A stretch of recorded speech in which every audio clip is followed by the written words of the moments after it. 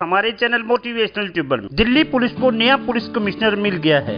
1984 batch के भारतीय police सेवा के अधिकारी राकेश अस्थाना दिल्ली पुलिस के नए कमिश्नर होंगे। राकेश अस्थाना गुजरात कैडर के आईपीएस ऑफिसर हैं।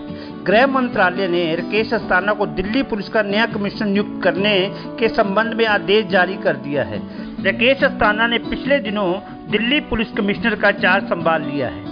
राकेश अस्थाना इस समय सीमा सुरक्षा बल बीएसएफ के महानिदेशक के पद पर तैनात हैं। वे अगले 1 साल तक दिल्ली पुलिस के कमिश्नर के पद पर रहेंगे। राकेश अस्थाना ने सूरत का कमिश्नर रहते हुए आसाराम के मामले की भी जांच की थी। सूरत कमिश्नर रहते हुए उन्होंने आसाराम से जुड़े मामले में एक महत्वपूर्ण जांच अपनी निगरानी में शुरू की थी, जिसमें आसाराम और उनके बेटे की गिरफ्तारी भी हुई थी। राकेश अस्थाना की निगरानी में सुशांत सिंह राजपूत ड्रग्स मामले की जांच भी शुरू हुई थी। राकेश अस्थाना 1984 बैच के गुजरात कैडर के आईपीएस अधिकारी है। वो इस समय बीएसएफ के डीजी और एनसीबी के चीफ है। उन्हें अब दिल्ली पुलिस का नया कमिश्नर बनाया गया है। इससे पहले राकेश अस्थाना सीबीआई के स्पेशल डायरेक्टर भी रह चुके हैं। राकेश अस्थाना ने बीएसएफ में रहते हुए कई बड़े ऑपरेशन का नेतृत्व किया। इसके अलावा नारकोटिक कंट्रोल ब्यूरो में रहते हुए उन्होंने दिल्ली, मुंबई और देश के कई राज्यों में बड़े ड्रग्स ऑपरेशन चलाए थे। गौरतलब है कि हाल ही में सीबीआई डायरेक्टर के लिए भी राकेश अस्थाना के नाम की चर्चा थी। मौजूदा आईपीएस और रिटायर्ड अधिकारी केंद्र का ये आदेश पढ़ते ही सख्ते में आ गए।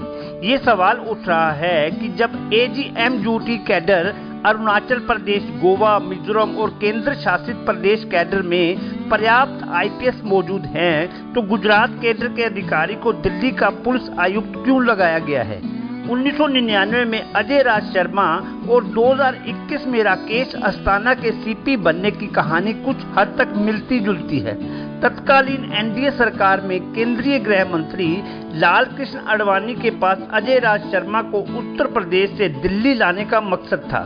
आज भी एनडीए की सरकार है और गृह मंत्री अमित शाह के पास भी अस्थाना को दिल्ली का सीपी बनाने के पीछे कुछ मकसद जरूर है। पूर्व आईपीएस इतना इशारा ही कर रहे हैं कि अब किसान आंदोलन, केजरीवाल सरकार, जेएनयू और दिल्ली दंगे को लेकर अस्थाना की कार्यशैली देखने को मिलेगी। दिल्ली पुलिस के पूर्व सीपी एसएन श्रीवास्तव के कार्यकाल में बड़े रैंक वाले आईपीएस के बीच हुई खींचतान को भी समझना है।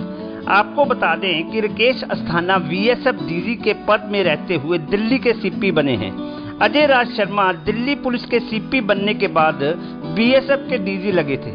दिल्ली पुलिस में लंबे समय तक स्पेशल सीपी रहे एक पूर्व आईपीएस ने अस्थाना की नियुक्ति को लेकर कई बातें साझा की है। उनका कहना है कि 1999 के दौरान तत्कालीन एनडीए सरकार, जिसमें लाल कृष्ण आडवाणी गृह मंत्री थे, वे दिल्ली पुलिस में अजय राज शर्मा को लेकर आए थे। वे यूपी कैडर के आईपीएस थे। उस वक्त नए सीपी को लेकर अफसरों के बीच खासी मारामारी चल रही थी। बहुत सी बातें जो सार्वजनिक पटल पर नहीं आती थी, वे पब्लिक के बीच आने लगी थी। ऐसे में आडवाणी ने अजय राज शर्मा के हाथ में दिल्ली पुलिस की कमान सौंप दी। शुरू में अजय राज शर्मा के खिलाफ दिल्ली पुलिस के अफसर लामबंद हुए, लेकिन वे आगे नहीं बढ़ सके। अजय राज शर्मा ने सख्ती बरतनी शुरू कर दी। कुछ आईपीएस को इधर से उधर कर दिया गया। राकेश अस्थाना, जो कि बीएसएफ के डीजी के पद से 31 जुलाई को रिटायर होने वाले थे, उन्हें अब 1 साल का सेवा विस्तार देकर दिल्ली पुलिस आयुक्त बना दिया गया है। बीएसएफ महानिदेशक के अलावा अस्थाना नारकोटिक्स कंट्रोल ब्यूरो और नागरिक उड्डयन सुरक्षा ब्यूरो के डीजी का प्रभार भी संभाल चुके हैं। सीबीआई डायरेक्टर आलोक वर्मा से उनका विवाद काफी चर्चा में रहा है। 1984 बैच के गुजरात कैडर के आईपीएस राकेश अस्थाना केंद्रीय जांच एजेंसी में स्पेशल डायरेक्टर के पद पर तैनात थे। आलोक वर्मा के साथ उनका विवाद इतना बढ़ गया था कि सुप्रीम कोर्ट को बीच बचाव के लिए आगे आना पड़ा। राकेश अस्थाना के खिलाफ सीबीआई में ही भ्रष्टाचार का मामला दर्ज हुआ था। बाद में उन्हें क्लीन चिट मिल गई। दिल्ली पुलिस के पूर्व आईपीएस बताते हैं कि अस्थाना की जगह अगर कोई दूसरा अधिकारी होता तो वे वर्मा की तरह कहीं पर रिटायरमेंट लाइफ जी रहा होता। एसएन श्रीवास्तव के समय में भी बहुत कुछ 1999 जैसा देखने को मिला था। आला अफसरों के बीच मनमुटाव बढ़ गया था। केंद्रीय गृह मंत्री तक शिकायत पहुंच रही थी। राकेश अस्थाना के आने के बाद इस तरह की शिकायतों पर रोक लग जाएगी। ये उम्मीद है कि केजरीवाल सरकार को लेकर भाजपा सदैव आक्रामक रही है। दिल्ली में मोदी सरकार के दौरान हुए 2 विधानसभा चुनावों में केजरीवाल ने भाजपा को पांव नहीं टेकने दिए। पूर्व सीपी BS बस्सी के कार्यकाल में केजरीवाल सरकार के 1 दर्जन से अधिक विधायकों पर केस दर्ज किए गए, लेकिन अधिकांश विधायक अदालत से साफ बच निकले। CBI ने केजरीवाल के दफ्तर पर रेड कर दी। मंत्रियों के जहां भी छापेमारी हुई, उसमें भी कुछ नहीं निकला। इससे केंद्र सरकार की किरकिरी हुई। अस्थाना के पुलिस CP बनने के बाद हो सकता है कि केजरीवाल सरकार की मुसीबतें बढ़ जाएं, पुराने मामले बाहर आ सकते हैं। कोरोना काल में कथित लापरवाही को लेकर कार्रवाई की संभावना बन रही है।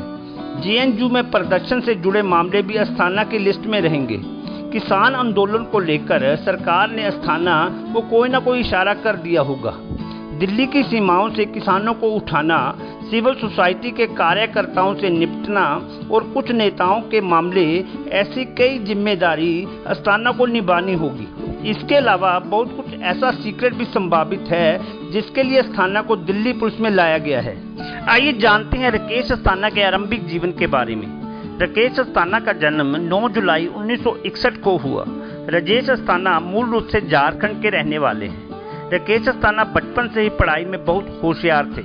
वे अपनी क्लास में हमेशा अव्वल रहे हैं। राकेश अस्थाना ने जवाहरलाल नेहरू यूनिवर्सिटी से उच्च शिक्षा हासिल की है। सरदार वल्लभ भाई पटेल को अपना आदर्श मानने वाले राकेश अस्थाना ने UPSC की परीक्षा पास की और IPS अधिकारी बने। आखिर क्यों खास है अस्थाना की नियुक्ति? दरअसल राकेश अस्थाना को दिल्ली पुलिस कमिश्नर की जिम्मेवारी उनकी रिटायरमेंट से 3 दिन पहले ही दी गई। इस जिम्मेदारी के साथ राकेश अस्थाना को 1 साल का एक्सटेंशन दिया गया है। इसके अलावा एक खास बात ये भी है कि करीब 19 साल के बाद दिल्ली पुलिस कमिश्नर के पद की जिम्मेवारी UT काडर के बाहर के किसी अधिकारी को दी गई है। तो चलिए अब जानते हैं राकेश अस्थाना कब कब सुर्खियों में रहे हैं। CBI में स्पेशल डायरेक्टर रहते हुए तत्कालीन डायरेक्टर आलोक वर्मा और उनके बीच हुआ विवाद काफी चर्चा में रहा था। इस दौरान दोनों ने एक दूसरे पर घूसखोरी और भ्रष्टाचार के आरोप लगाए थे। आपको बता दें कि CBI में आने से पहले आलोक वर्मा भी दिल्ली पुलिस कमिश्नर रह चुके थे। Sushant Singh Rajput drugs connection. राकेश अस्थाना काफी तेज तर्रार ऑफिसर माने जाते हैं। राकेश अस्थाना की निगरानी में सुशांत सिंह राजपूत ड्रग्स कनेक्शन मामले में जांच शुरू हुई थी। ये मामला उस समय पूरे देश में सुर्खियों में रहा था। इशरत जहां केस को लेकर भी राकेश अस्थाना सुर्खियों में आ चुके हैं। राकेश अस्थाना पर गुजरात कैडर के ही एक IPS अधिकारी ने इशरत जहां केस में गुजरात सरकार के प्रभाव में साक्ष्यों के साथ छेड़छाड़ करने का आरोप लगाया था। आसाराम के बेटे की गिरफ्तारी। जब जोधपुर पुलिस ने रेप के आरोपी स्वयंभू संत आसाराम को गिरफ्तार किया तो मामला पूरे देश में सुर्खियों में आ गया। उस समय आसाराम के बेटे नारायण साईं के भी मानव तस्करी के रैकेट में शामिल होने की खबर आने लगी। ऐसे में गुजरात सरकार ने नारायण साईं को गिरफ्तार करने का फैसला किया। गुजरात सरकार ने नारायण साईं को गिरफ्तार करने की जिम्मेदारी राकेश अस्थाना को सौंपी थी। चारा घोटाला। राकेश अस्थाना जब CBI में SP थे तब उनके नेतृत्व में ही चारा घोटाले से जुड़े मामले की जांच हुई थी। राकेश अस्थाना के दिल्ली पुलिस आयुक्त बनने के बाद दिल्ली की राजनीति भी गर्मा गई है। दिल्ली विधानसभा में सत्ता पक्ष ने केंद्र सरकार पर गंभीर आरोप लगाते हुए नियुक्ति को असंवैधानिक करार दिया। इसके साथ ही आयुक्त बनाए जाने का आदेश वापस लिए जाने का प्रस्ताव भी पारित किया। इसमें कहा गया है कि आम आदमी पार्टी के नेताओं को परेशान करने के लिए सुप्रीम कोर्ट के आदेश की अनदेखी कर अस्थाना की नियुक्ति की गई है। इसलिए केंद्रीय गृह मंत्रालय को ये आदेश वापस लेना चाहिए। इसी बीच विपक्ष के नेता रामवीर सिंह बिदूड़ी ने राकेश अस्थाना को 2 बार राष्ट्रपति पद प्राप्त करने वाला और ईमानदार अफसर बताते हुए प्रस्ताव का विरोध किया था।